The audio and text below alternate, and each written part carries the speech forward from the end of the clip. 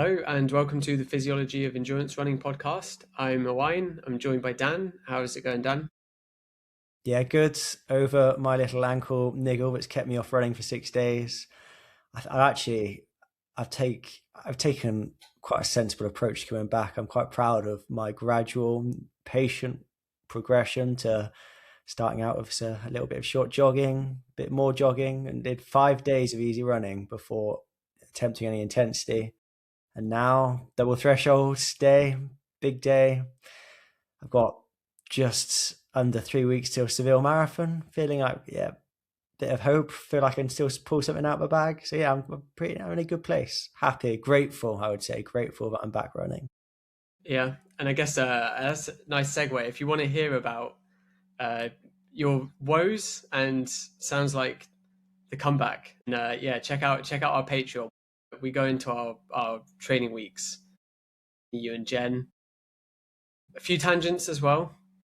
We allow ourselves to go a bit more off topic, I think, than we do on here. We try keep it concise. But yeah, if you want to check that out, check out Patreon in the show notes below.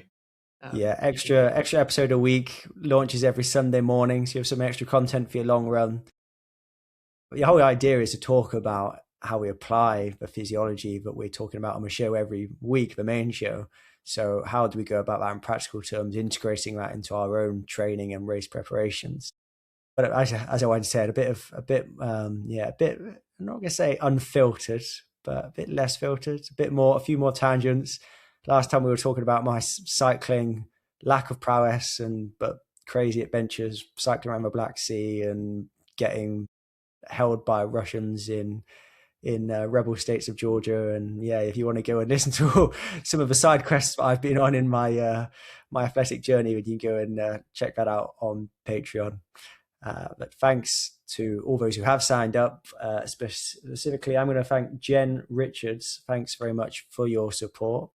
Who are you thanking today, Owain? Yeah, I'm thanking Jack Bertram. Thanks Jack as well for the support. And yeah, if you want, like we said, if you want to join the Patreon in the show notes, some tangents and training talk, and a bit more to come as well. Yeah. And how are you doing, Owain? You've started with double threshold as well. I've seen. That was that when we actually talked about training, that was a central theme, wasn't it? Enjoying it. Like I said on there, I feel like I'm spending a lot of the day running when I do the double threshold days. This week was a bit better because I managed to actually avoid a lot of the rain and managed to actually warm up and cool down outside. So I didn't spend 2 hours on the treadmill twice in the day, which is quite nice. I noticed you did the same today, the warm up and cool down outside and then the session on the treadmill. No, I just did the cool down outside. I warmed up on my treadmill. So I did 2 hours, 15 minutes of running today, and all but 20 minutes of it was on the treadmill. Just because I didn't want to do my first bit of intensity running outside. I wanted to do it on the treadmill in a safe environment, warm. I don't mind warming up, but afterwards I was just dripping with sweat. I needed to get off the treadmill and go outside. And the weather wasn't quite as bad, certainly for my morning session. But I don't mind the treadmill. I had Jake Barraclough up on YouTube and then moved on to Chicken Boy Morgan McDonald's YouTube, which I enjoyed. That got me through the set. So no, it's a good distraction. Yeah.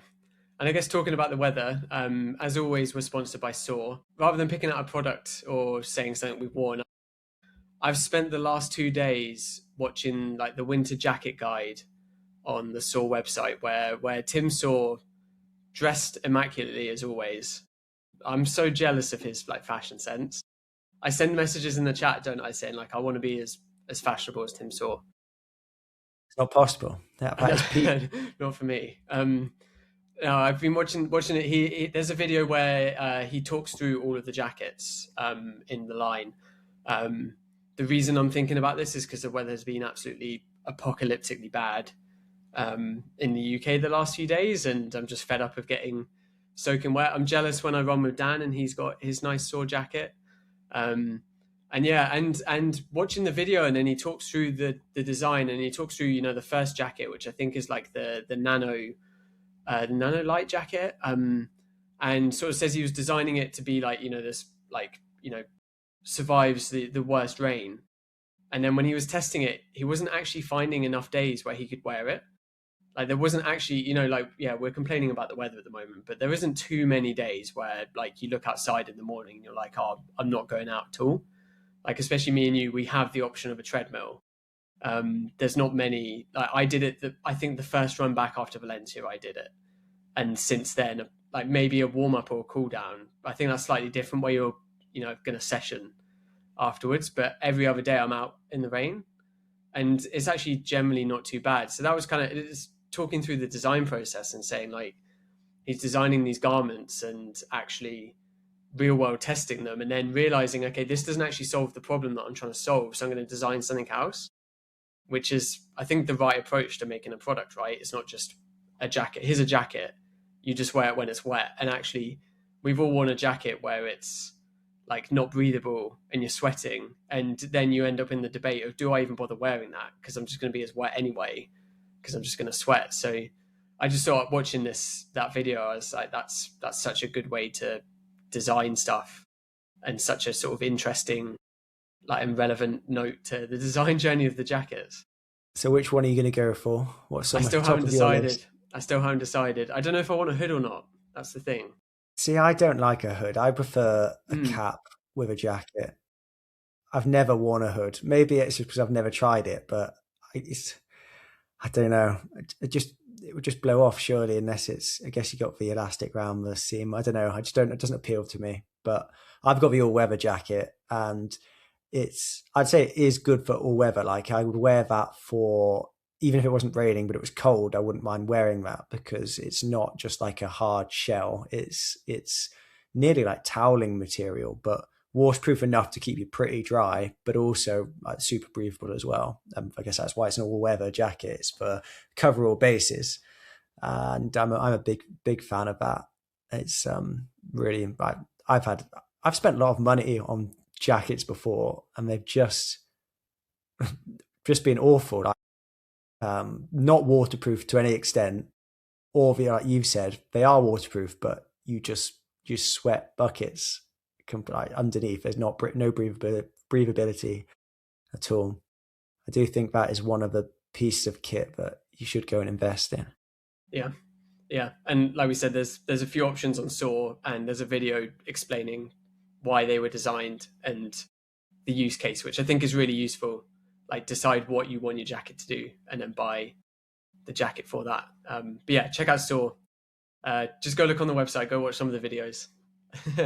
This is what Owain does in all his spare time. He just goes through the videos on the website, creating a shopping list, but just sits there for 6 months. Keeps me happy, keeps me even keeled. Yeah, nice. Cool. So let's get on to the topic of today, shall we? Eight and a half minutes into recording. So today is a continuation of our intensity domains / training zones mini series. And we're going to be talking about sprint interval training or extreme intensity domain training. So what is that? How do we define it? And then the physiological adaptations that we'd expect to get from that type of training. And then lastly, how would you implement that, integrate that into not just a week, but probably more like a training phase, training year, like a macro cycle rather than just a mesocycle, and how, basically just how can we apply the learnings to your own training? So should we start with, do you think that's what we're going through? That's what, in my head, that's what we're going through today. Anything to add to that, Owain? No, I don't think right now. I think we'll get into it. Yeah. Well, we're gonna. I think we like we've done with the other episodes, right? We'll just briefly go through the other domains again. Just try to set the picture of. So if you haven't already listened to the Zone 2, Zone 3, Zone 4, Zone 5 episodes, then I would probably recommend going and checking those ones out first, because they've laid the ground foundations. But if you haven't done that, you're out on a run and you've not downloaded those episodes, then I'll quickly just review the different intensity domains. And we've got like moderate intensity domain, which is Zone 2. That's where lactate is at baseline, even though you're running at a reasonable pace. That sort of intensity you could sustain for like 5-6 hours if you were going to do it in a race situation, but typically below the first lactate threshold, and that's what we'd call moderate intensity domain, zone 1 and zone 2 if you're using a 5 or 6 zone model training zone system, and like what you'd be doing on your easy days. We've then got the heavy intensity domain, which is from like first lactate threshold up to second lactate threshold. This is where like threshold training takes place, and is intensities where you see disturbances in homeostasis, in physiology. So for example, your lactate is elevated, but it can be controlled. And so lactate remains stable over the course of a run when you're in that heavy intensity domain, that zone 3 in traditional zone models. We've then got severe intensity domain, which is above LT2 and up to VO2 max. And this is where we're now working at quite high percentages of VO2 max, but we don't see this stabilization of a lactate, for example. It will just drift up over the course of a run. Our oxygen consumption will drift up over the course of a run. Eventually we'll hit VO2 max, and then once you've got to that point, you're going to fatigue and not be able to continue exercising that rate pretty soon after, once you've depleted your glycolytic system, your glycolytic battery, your anaerobic battery. That brings us today, where now we're talking about severe intensity domain, extreme intensity domain training, correct myself there, which we're at a point where we can define that now. Do you want to define it for us? Yeah, so this is above VO2 max, and I think the best explanation I heard of it was that you are undertaking exercise at an intensity where you reach task failure before you reach VO2 max. So if you go out and do a all out 400 meters, and all out to the point where you fall over the finish line, you'll have hit task failure, but you won't have reached VO2 max if we were measuring your oxygen consumption. That's extreme domain exercise, so where other metabolic systems are contributing and reach failure before VO2 max. So if you hit VO2 max, you hit task failure, but because you've had a plateau in oxygen utilization, whereas this extreme domain is higher intensity, but you don't hit that plateau. So exactly, yeah. I think we can also think about the different intensity domains in terms of the fatigue responses as well. If you're talking about moderate intensity domain training, like zone 2 stuff, well, actually, that's where it gets a bit complicated in some ways, in that as long as you can probably exercise at a rate where your energy demand isn't that high, you can fuel quite well. So eventually, yeah, you are going to become glycogen depleted, but it's probably more about the neuromuscular fatigue that occurs with 6, 7, 8, 10, 24 hours of running. And that is obviously where the ultra events are happening, where you're out there for 4 or 5 hours plus. The heavy domain is more straightforward in that you fatigue because you run out of glycogen, or because you're only in a quasi steady state in the heavy domain. Although your lactate levels are reasonably stable and your oxygen consumption is reasonably stable, it will slowly drift. So you either run out of glycogen, or you fatigue to the point where your economy gets worse and you drift into the next domain, being the severe intensity domain. So in the severe intensity domain, as you said, Owain, you are not stable. Your VO2 is just going to keep drifting upwards until you get to your VO2 max, and then you're pretty much going to meet task failure and not be able to continue, because you can't replenish ATP stores at a fast enough rate. You just can't metabolize fats and carbohydrates quickly enough. And then we've got this zone 6, where similar, but that metabolic fatigue, that metabolic rate is at such a high level that you fatigue before you get to VO2 max. And it's partly to do with an energy turnover. You just can't produce enough energy quickly enough, but also you're getting this massive metabolic response and these waste products, for want of a better word, I would say, that are just building up at such a rate that you're going to fatigue very, very quickly. And if you look at like the pacing profile of the 400 meters, the last 100 meters is not that fast relative to the first 100, 200 meters of a race. Everybody is fading. And even in even in a 100-meter race, let alone a 200-meter race, there is not a great the energy demands aren't quite being met, and that's why we're seeing fatigue drop-offs, and in addition to all these waste products being built up. It's interesting that if you look at base like the 1500 meters and onwards, they're normally won with like an even or negative, or I guess the world records are all set with an even pacing strategy or a negative split pacing strategy, whereas the 800, 400 and shorter, they're all get out really, really hard and you're just going to fade, and that is the optimal way to run it. Yeah. And I guess we've talked about it in terms of endurance event, but I think it's maybe also worth talking about how the intensity domain appears in research as well, because that's sort of going to then underpin a lot of what we're talking about in terms of what's happening and then its impact on training, right?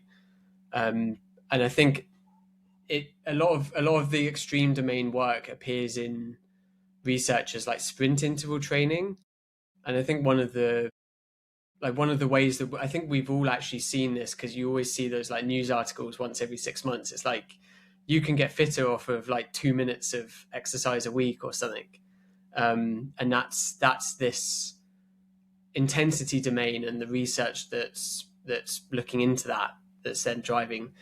The headlines are hyperbolic, but that is sort of what the intensity domain potentially offers, which is why it's researched. And there's maybe a caveat before we dive into some of the research, right? Is a lot of this is done on untrained or not very trained populations, because a lot of the thinking behind why you would look into this is for people that don't have much, if any, time to exercise. We talk on Patreon about all of us doing 12 hours of exercise a week, but if you only have 30 minutes or even less, like really with this stuff, it's 5 minutes a week, can you actually improve your cardiometabolic health? And that's where a lot of this research comes from. But then obviously also overlaps with 400 and 800 meter performance, sort of at the complete opposite end of the spectrum, doesn't it? Yeah, absolutely. It's definitely an area which is in the popular science. I'm thinking of those videos produced by Michael Mosley and people like that who are talking about the benefits of sprint interval training on things like diabetes risk. Literally just reminded me, my undergrad dissertation looked at the effects of sprint interval training on markers of glucose control. This would be 2016, so that's basically 10 years ago now, isn't it? But I was doing make an Instagram post about it. I need to. Did you say? Yeah, you need to. That's the trend. So I've completely. Oh yeah, I'm sorry. Yeah, I've not partaken in that trend of what I was doing 10 years ago. Still running a lot, but even in that, which was not very, it wasn't a published research study. It was 16 undergrad students doing sprint interval training on the bike twice a week for, I don't even know, 6 weeks. But I do remember we did see marked differences in like the response to an oral glucose tolerance test. So giving people a huge amount of glucose, 80 grams of glucose in one go, and seeing how quickly their blood sugar levels return to normal. And doing that sort of training has been shown to really help in that sort of user case. So the diabetic with diabetes, but also just glucose control in general. And there is crossover to performance as well, which we're going to get into in a bit more detail. But I think it's not also just time efficient. It's also saying you can get to people who don't really exercise, who don't like exercise, well, you can get a lot of benefits by doing 5 minutes twice a week, 3 times a week. And most of that is just warming up so you don't hurt yourself, doing 10-second sprints on the bike. So that's a bit of a better sell, isn't it, than you need to go out and do an hour of moderate intensity training, an hour of zone 2. Doing 10 minutes, 5 minutes, that sounds more appealing, although it is hard. It's not easy. You feel a bit rubbish after doing this sort of stuff. But yeah, I guess that's where a lot of the literature has come from. Yeah, and I guess should we dive into a little bit of the literature? I guess another sort of caveat with this topic, besides the like populations the research has been done on, is it's like well researched, but also not very well understood of where the like benefit, especially to performance, is coming from. That seems to be a sort of theme of especially um, the meta-analysis work on the topic, and um, yeah, there's a fair amount actually of meta-analysis for just like sprint interval training, which is I guess quite nice to see. Like, there's not really anything on like zone 2, right? But if you ask runners like what training they're going to do, it's going to be zone 2, not sprints. But there's actually maybe a bit more evidence around this, but it doesn't well researched, but maybe still not clear. But I don't know. I guess we've done 3 episodes of we think this is what it's doing. So yeah, continues on that theme, right? Yeah, well, it's well researched because it's easy to set a load of undergrad students off to go and get people to do 4x30 seconds if you're doing wing gaits, or like 4x10 seconds. And that's the sort of nature of the interventions people are putting in place. It's not doing 10 times 30 seconds off 30 seconds rest. These sessions are characterized by like high rest to work ratios. So you're going at almost flat out intensity or flat out intensity, depending upon the exact protocol, but you're at near maximum effort with not much pacing involved.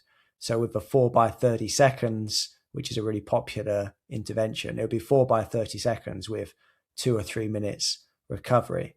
And if you're doing the 10-second ones, then it's again like 4x10 seconds, and you might be starting one every 2 minutes if you've got a minute 50 rest. So they take not that long to do, but you need to be able to work really, really hard in order to hit the intensities necessary to make it a sprint interval training session or an extreme intensity domain session, and not just end up more in the heavy domain by the nature of, if you do 10x30 seconds, or if you think 10x200 meters off 30 seconds rest, you might start out at 400-meter race pace, but you're not going to be at 400-meter race pace by the time you do that 10th rep. You're probably going to be at 5K race pace because you're in a bucket.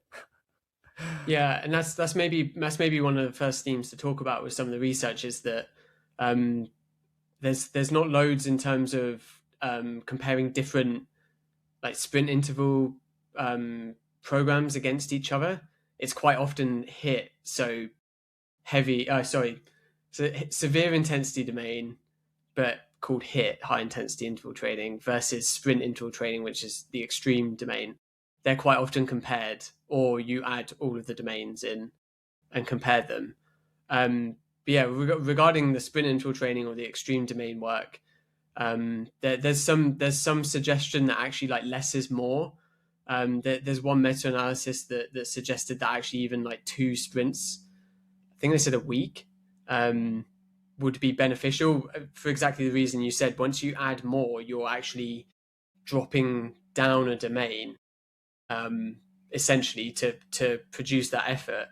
So you're not necessarily getting, for the amount of effort you're putting in, you're not necessarily getting the same returns. There's a meta-analysis by Vollard that suggested this sort of two sprint intervals a week would produce the same sort of VO2max changes than 3 to 6 sprints a week. So that already sort of suggests like how intense you're undergoing the intervals if 2 is the right amount, right? Exactly. Yeah, you can't be doing lots of it, and definitely it's going to be one of those where you could do more, but you're not going to get necessarily that much more benefit. I would say it's definitely very rapid diminishing returns in terms of how much you add in a week, and that's sort of intuitive, isn't it? We know that if you want to get really good adaptations, at some point volume is going to be important, and you can't do loads of volume of sprint interval training. And that signal saturates quite quickly from what the research is suggesting. So more, like less is definitely more in this case. And I guess when we've talked about different intensity domains, we've touched on like muscle fiber recruitment, haven't we? And especially crossing over into the to the heavy domain and starting to recruit the sort of type 2 fibers, the type 2A and then the type 2X fibers, where with sprint interval training, it's predominantly going to be the sort of type 2A or type 2X, depending on sort of your muscle fiber makeup. They're getting recruited, which are able to produce a stronger contraction, but have of fatigue far quicker, which is points to the benefit or the reduction in benefit in doing more, right? Because they're fatiguing so much faster. And another one of the possible sort of mechanisms as to why this is, or one of the I guess reasons why the signal is quite high is because you really quickly deplete those muscle fibers of stored glycogen, where the sort of type 1 slower fibers store a lot more glycogen and a lot more fatigue resistant. So if you really reduce those glycogen stores, that seems to increase the sort of signal strength as well. That's obviously, I guess, maybe playing with fire a bit in terms of you don't want to just constantly be completely depleting yourself, because you're just going to completely ruin yourself, aren't you? Like you think you peel yourself off the bike or you pick yourself up at the end of a run where you've completely crashed. That's not a good feeling, and you probably don't want to do that every day just to think you're maybe increasing the signal, like the cellular signaling strength. But that does seem to be behind some of these changes. Yeah, absolutely. And we've said before that you only train the fibers that you recruit.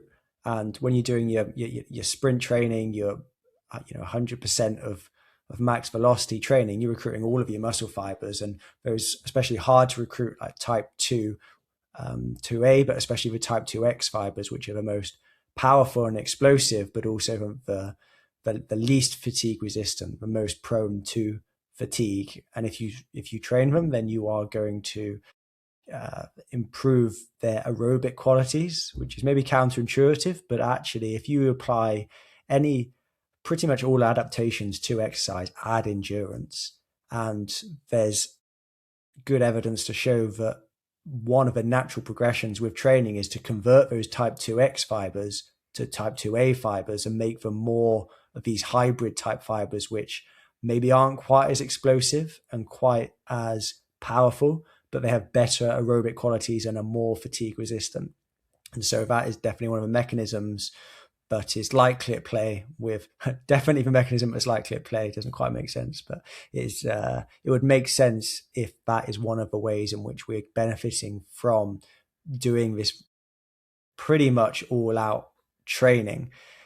And I guess linked to that, there's other neuromuscular benefits. And so if you do things like heavy resistance training where you're lifting high weight, low reps, you improve that just neural signaling and that neural coordination of the muscle. And so we're better at turning off and on the right muscles at the same time.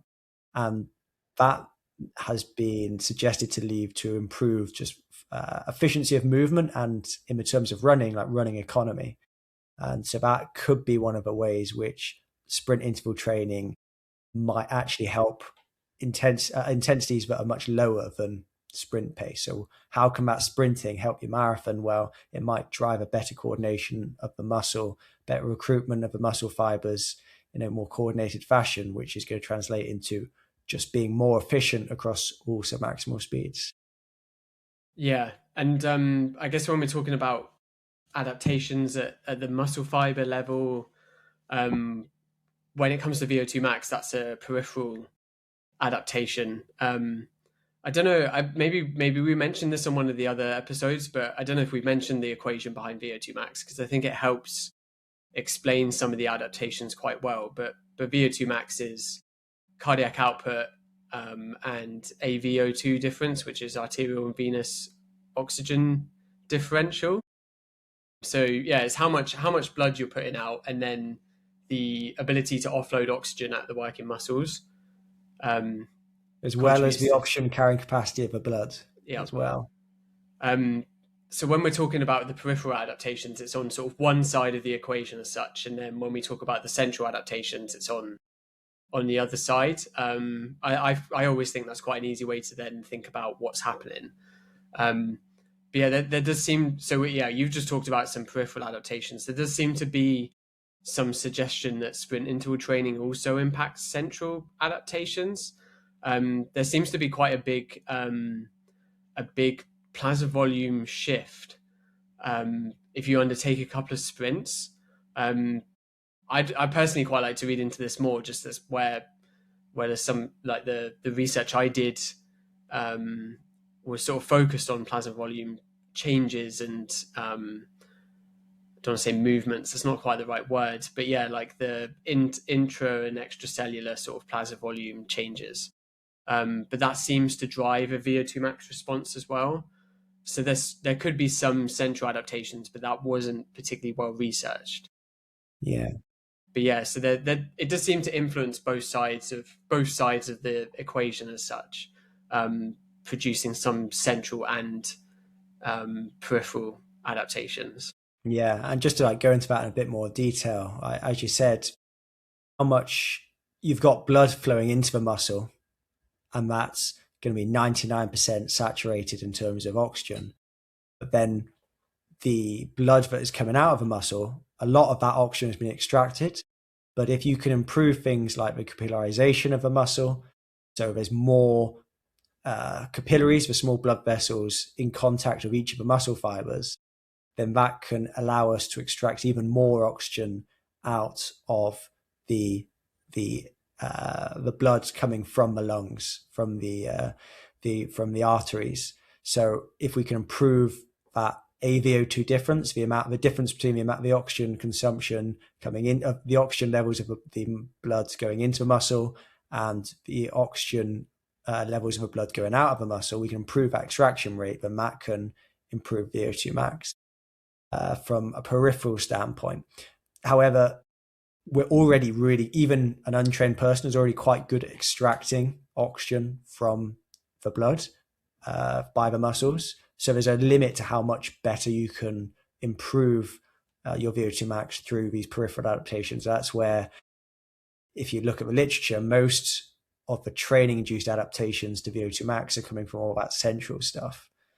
And I think the theory with the blood volume stuff, which again I've seen as well, if you do sprint interval training, you get an increase in your blood volume.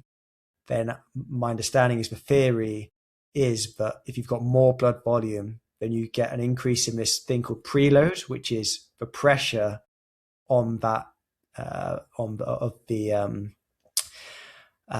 the venous return. So you're getting more blood getting pushed back to the heart because you've got more blood volume, and that then causes a stretch of the chambers of the left ventricle. So we get a bigger left ventricle that can pump more blood because it's a circuit. The more blood you pump round, the more blood gets forced back to the heart, and that in turn stretches and causes more pressure to be generated within the heart. Your heart contracts against that pressure, it gets stronger.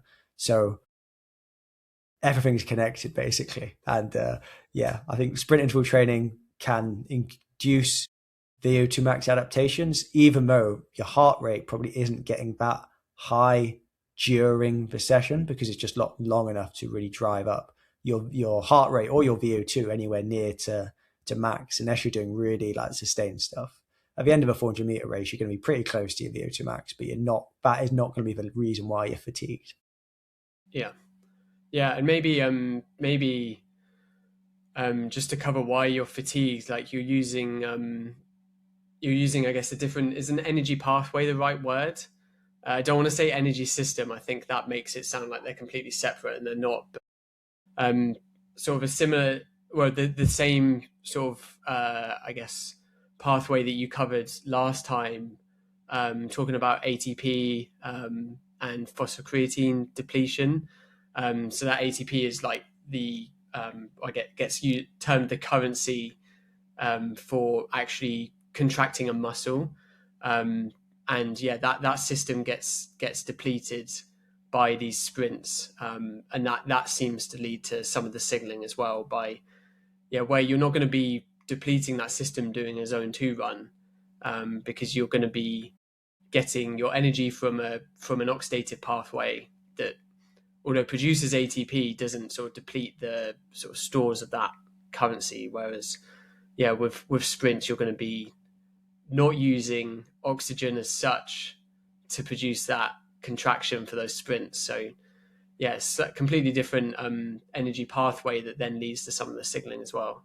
Yeah, exactly. I mean, there's just to flesh that out a bit more. Like you said, there's two energy pathways. You have this phosphocreatine system, which is you have a very small amount of stored ATP within your muscles, and I hear it quoted that you've got enough to do 5 or 6 seconds of maximal exertion, and I've seen it hypothesized that that's why in a 100-meter race they're all slowing down after 60 meters. By 60 meters, they've hit their peak speed, and then the one who slows down the least is the one who makes the most ground up in the last 40 meters of the race. So you've got this small store of ATP in the forms of phosphocreatine, but then you've got to rely on glycolysis to allow your muscles to keep contracting at the rate, and that can't sustain quite the same rate of energy release. And when you're using the system, you are burning carbohydrates, so muscle glycogen, to be precise. And you can't follow that all the way through the pathway from glycolysis to oxidative phosphorylation, because the oxygen part is just too slow. It takes a long time to get oxygen from the atmosphere to your muscles. So it relies upon glycolysis, which is very quick, but it's limited by the fact that you are not completely burning through this carbohydrate. You're ripping off a few phosphate ions to reduce ATP to reform ATP from ADP and AMP, but you're limited because you're going to be producing loads of lactate and, more importantly, the associated like hydrogen ions, which are going to rapidly reduce the pH of a muscle, increase acidity levels within the muscle, and eventually that is just going to stop muscle contraction taking place. And that's evolutionary. We want to stop before we get to complete failure, because we never want to be in complete failure. That's not a good place to be. And probably also protective of just completely tearing your muscle apart as well, in terms of you don't want to cause cell death because you can't produce enough ATP to actually keep the cell alive, and let alone contract. So it's self-limiting, but self-limiting for a reason. But we never want to get to complete failure. Yeah, and I guess that's the use of that energy pathway is, as we mentioned on the previous episode as well, on severe intensity domain, sort of the I guess what kickstarts the signal, the AMPK signal and signaling pathway that we talked about, that seems to produce, I guess, like the most amount of sort of I guess, I don't want to say gains is such a like bro sciencey word, but I don't know, logical enhancements, I guess, from like a single training session. That's the sort of driver which you're not necessarily getting when you're doing the zone 2 training, or you're getting a very, very low level. But that's where we then when we talk about the sort of intensity and duration relationship, where you're not doing 12 hours of sprint interval training. You're doing in terms of the rep, like 30 to 60 seconds a week, and getting quite a big response. Whereas with the zone 2 training, you need to do 10 hours a week. So there is this in terms of I guess, like you say, and everything's linked, and the energy pathway you use sets off the sort of cascade of signaling that produces responses and adaptations down the line. I think there's a lot of crossover between what we talked about last week with the severe intensity domain in terms of these adaptations, but it's a shift in emphasis, and that we're very much going towards increased metabolic stress and less of a stress on the cardiovascular system.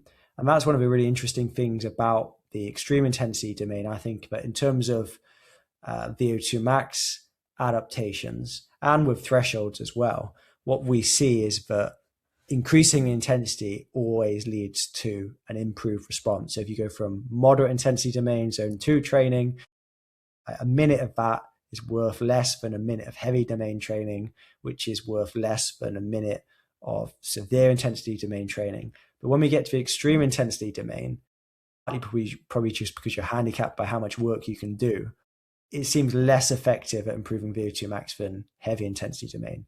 And the same can be said for thresholds. So it is adding something, and it's much more effective than probably doing 5 minutes, 10 minutes of easy running.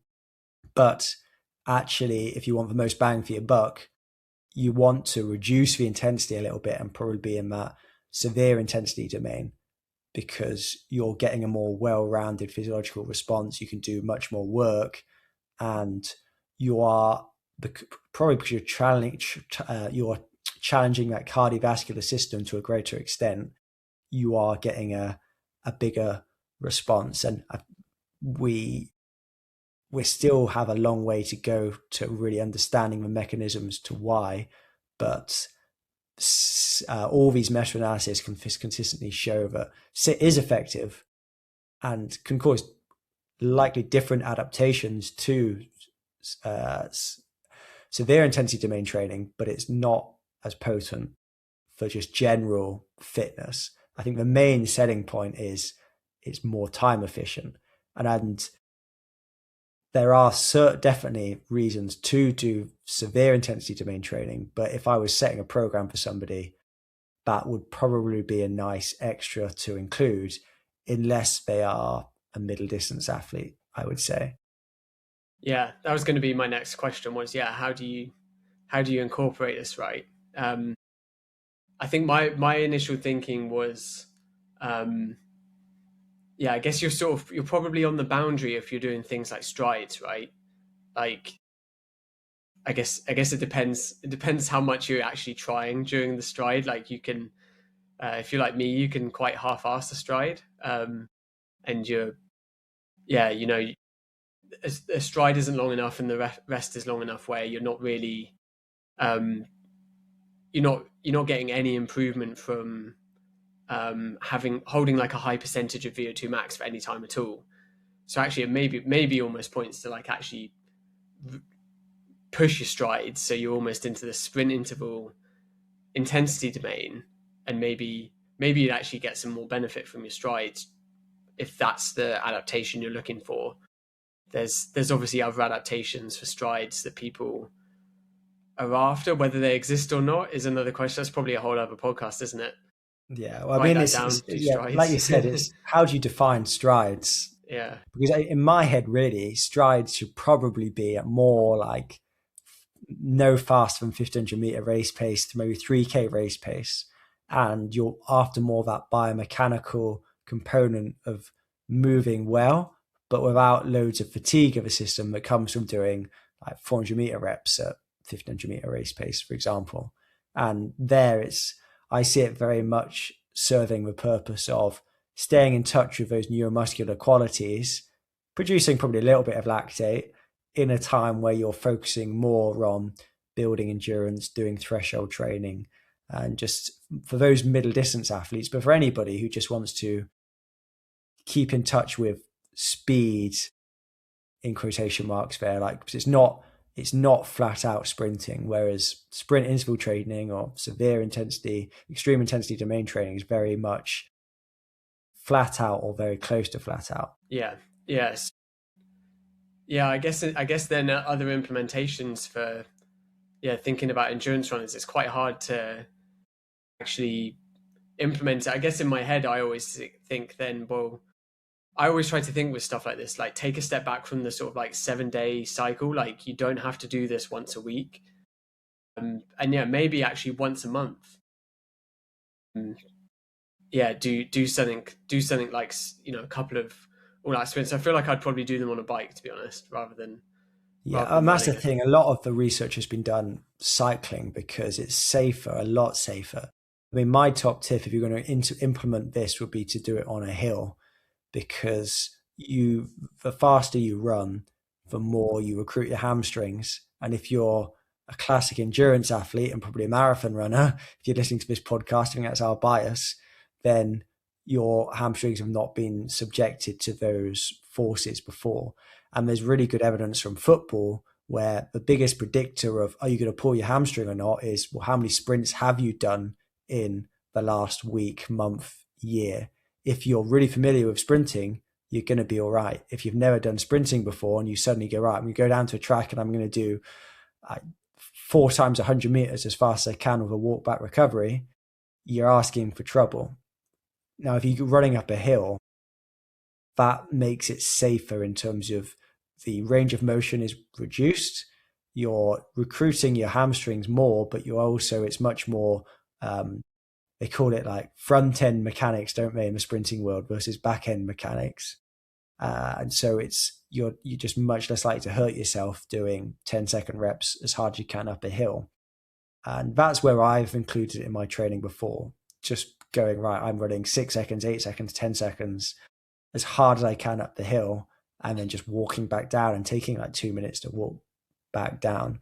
And I think that is a safe way of implementing it, or certainly a safer way than doing it on the track. And if you're a middle distance athlete and you're after pure basic speed, you can then transition to running at those sort of velocities by slowly reducing the gradient of the hill that you're working at. Yeah, I guess it's balancing the risks, and bringing in the hills definitely is one way to do that, isn't it? I just even think like just doing a full out sprint like outside my house, I don't think I'd trust even like the surface. You probably want to go to a track, wouldn't you, to know exactly. that you're not going to trip over something. That's what puts me off this type of training, is there's quite good evidence for it being effective, but the risk is very, very high. And unless you are an 800, 1500 meter runner, I am definitely either going, right, we're doing this up a hill, or I'm thinking more about the strides, which are going to sort of touch some of these adaptations without maximizing the signal, because I think it is just high risk. At the same time, Jake Whiteman, like world champion in, I want to say 2020, and then he got a silver at the world champs in Tokyo this summer. I was gutted for him. He was going to win it, and then he just got caught by the Portuguese athlete, didn't he, in the last 10 meters.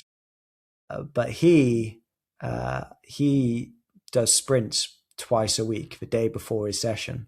And by sprints, he's doing like 30 meter, 40 meter flat out as part of a more skills and drill session, I think they call it. So warming up, doing a load of drills, doing the strides, and then finishing with running as fast as you can for 40 meters, but from a rolling start. So you're not going, you're not that bothered about the acceleration part. You're more interested in recruiting all of your muscle fibers and running at really peak velocity, peak speed. And if you are in that middle distance space, eventually that may well be the thing that would limit you. I mean, it's the thing that limits me in the middle distances. I can't run much faster than 15 seconds for 100 meters, which is nowhere near world record pace. That's only 3:45 pace. So that's not going to get me anywhere. So that's automatically meant that I can't be a middle distance athlete. I just can't run fast enough. And you can only entrain speed to a certain extent. But I think as someone does get more well trained and their thresholds get really good and their VO2max is in a really good place, speed can again limit you even in the slightly longer events like the 3K and maybe even the 5K. Again, I'll use myself as an example. If I'm going to run a 400 meters flat out, I'm probably going to run about 60 seconds. Maybe that's been generous. It might be 61 these days. But if I'm doing a 5K, well, my 5K PB pace is 67 second pace for 400. So my speed reserve there is not very big. And I think if I was going to go into more 5K running, again, for me, I would have to go and improve that sprint speed. Otherwise, eventually I'll just be limited, because you can't, there's going to be a drop off inevitably. I can't run, if my PB pace for 400 is 60 seconds, I'm not going to run 62 seconds for 5K. Yeah. I think that's where it becomes more crucial when you're talking about the longer events. Yeah, and I guess another way of explaining that, again, something I saw researching this was like looking at like power profiling in cycling, and like for like a professional cyclist, they can put out like well over 1,000 watts for a second or two, but then realistically, like most of their riding in like a Tour de France stage is going to be like around the 200 watt mark. So that's like 3/4 of their power profile they don't really ever actually access, but they can do it if they need to. And that's like again worth sort of thinking about in terms of the speed that you need to do this at running is quite significantly faster than a lot of endurance runners are going to be ever going at. And that's where bringing in the hills or doing it on a bike might just be a bit safer. Like I know even when I do strides, I'm like, well, I'm moving kind of fast here, sort of thing. And that's like, I know, based off my Garmin, that's like 240 a K sort of thing. Like it's probably not quite that fast, but like, so you're having to go a lot faster to really get these sort of benefits. So that's where, either go on a hill so it's slower or do it on a bike. And then I guess in terms of like actual quantities of reps and like duration, again, it's not super clear, but some of the research is suggesting actually like less. So like, 2 to 4 by like 15 to 30 seconds or tops. But I'd say 30 seconds is probably quite a lot. Like I would probably lean more to, I'd start at like 2 by 15 seconds, like absolutely all out. And I would then start in less, 10 seconds. yeah. And then maybe bring it up over time, but like very gradually over time as well. Like not like every week, but yeah. And it also depends what you're trying to target. If you're after more just neuromuscular adaptations, then I think doing strides is a great option because again, you're running there at 240 a K pace. You're not, that's well above 5K race pace. So you're touching a system that you don't ever really touch. And that is going to be good from a neuromuscular coordination standpoint. That is going to make marathon pace from a neuromuscular standpoint feel more submaximal and hopefully translate into better movement patterns, better biomechanics, which again will translate into better economy. So I think for most people, I would be thinking less about trying to get those metabolic responses and more trying to get the neuromuscular responses, unless you are really targeting the middle distance events. And by middle distance, I mean 5K and shorter, I would say. Yeah. And probably, I guess also to caveat and say like, you could probably still get more benefit from just being a bit more aerobically fit, right? Like the benefit that this is going to give you might just be outweighed by just being able to do a bit more sort of easy volume consistently across months rather than going to this. This is definitely like where you describe training as like squeezes of a sponge. Like this isn't the first squeeze sort of thing. This is like down the levels, I think, for an endurance athlete. I'd still prioritize like the sort of consistent weekly training and the recovery before this, I think. Yeah. I'm 100% with you. I think in terms of risk reward, this is high risk, probably low reward versus even just doing like severe intensity domain training. It's just I've gone out and I've explained to you the problem that I have, and I've gone out to try and address that and picked up either minor niggles or more major niggles every time I've tried, unless I do the hills. The hills are the only thing that I can safely do. I know that I can turn up and do 5 times. I've got a hill by my house. Drain cover to drain cover takes me about 12 seconds if I'm slow and 11 seconds if I'm quick. And so I know I could go and do that tomorrow, having done no sprinting for ages, do 4 times up there as hard as I can with walk back recovery and I'd be fine. But if I went to the track and did 4 by 100, I would best case scenario be sore, worst case scenario a calf, a hamstring, hurt my kidneys, something like that, because I'm just not coordinated to be doing that. I've not conditioned my muscles. It'd be a massive novel stress to go and do that when I haven't run a K any faster than 250 for a long, long time. Yeah. So yeah, high risk, some reward. Some reward. So You've got to be very measured. I think it's definitely you can do it safely, but you've got to be super careful in managing the load. And like I said, I would start with hills. The issue again comes with trying to do it in a fatigue state. So I definitely wouldn't be doing this after a hard session.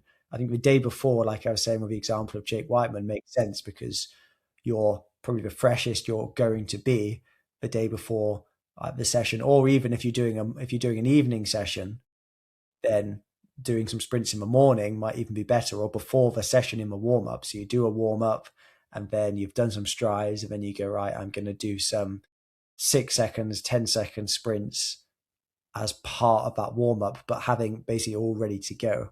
You definitely don't want to be doing this in a fatigue state. That is just going to increase your risk of injury. And that's why, again, you don't want to do too many reps, because if you're doing 10 times 100, for example, you're going to be doing those last 5 with a lot of fatigue in the system. Even if it doesn't feel that hard, neuromuscularly, you've really taxed your system. So keeping it to short reps, being strict with recoveries, because that's another mistake people make. They go, well, I'm an endurance athlete, I'm used to doing everything off a minute rest.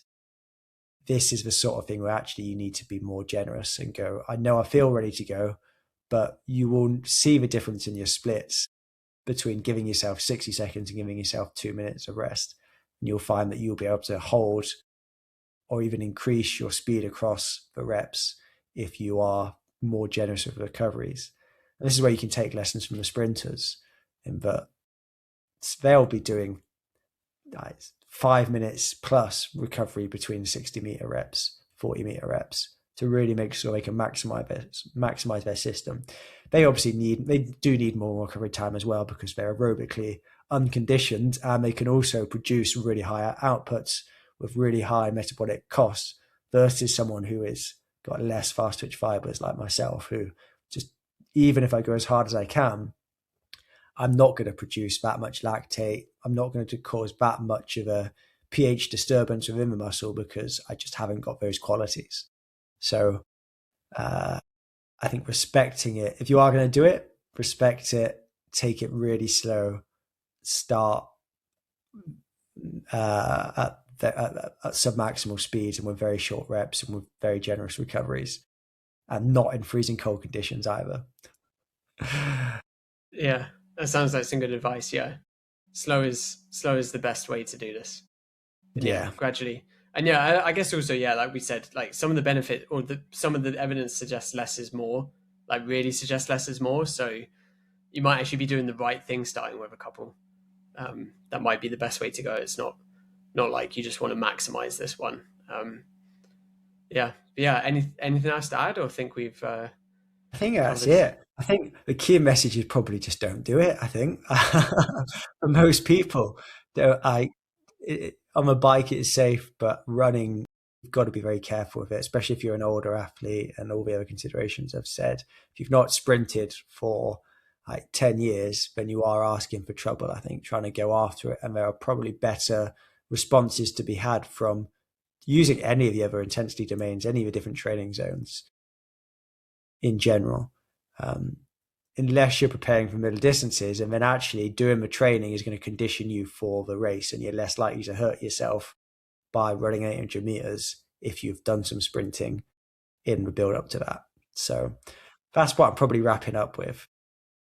Yeah, I'd agree. Yeah, I'm not going to be rushing to add this. I'd be interested to try, but yeah, down the line, I'm not going to go try figure out how to fit this in next week. No. If you're training for London in April, don't start doing this now. Or if you do, let us know how it goes. But we're suggesting don't.